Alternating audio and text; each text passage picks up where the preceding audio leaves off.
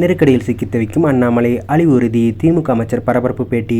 திமுக அமைச்சர் கோவி செழியன் செய்தியாளர் சந்தித்து தெரிவிக்கையில், தமிழகத்தின் தனிமனித வருவாய் வளர்ச்சியில் 2 இலக்க சாதனை செய்து முதலிடத்தை எட்டச் செய்த பெருமை முதலமைச்சர் மு.க. ஸ்டாலினுக்கே சொந்தமானது. இப்படிப்பட்ட தலைவரை விமர்சிப்பதில் மட்டுமே பாஜக முன்னாள் தலைவர் அண்ணாமலை ஆர்வம் காட்டுகிறார்.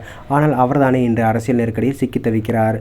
ஒரு போலி வேடம் பூண்டு மக்களை கவர்ந்தவர் போல் அரசியலில் தனது பயணத்தை தொடங்கினார். ஆனால் அதன் விளைவாக அவர் தமிழகத்தில் பாஜகவிற்கு முன்னேற்றத்தை தேடித்தராமல் பின்னடைவை மட்டுமே ஏற்படுத்தியுள்ளார். தற்போது வெளிச்சத்திற்கு வந்துள்ள சூழல் அவரின் அரசியல் நிலைப்பாட்டின் பலவீனத்தை வெளிப்படுத்துகிறது.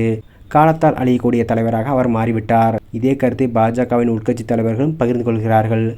அண்ணாமலையின் தலைமையால் தமிழக பாஜக உச்சிக்கு கொண்டு செல்ல முடியாது என்பதில் அவர்கள் உறுதியாக உள்ளார்கள். மாறாக கட்சியை முன்னேற்றுவதாக சொல்லப்பட்ட நிலையில் எந்த முன்னேற்றமும் அவர் கொண்டு வரவில்லை. இந்த நிலையிலேயே பாஜகவின் எதிர்காலம் குறித்த கேள்விகள் எழுந்துள்ளது.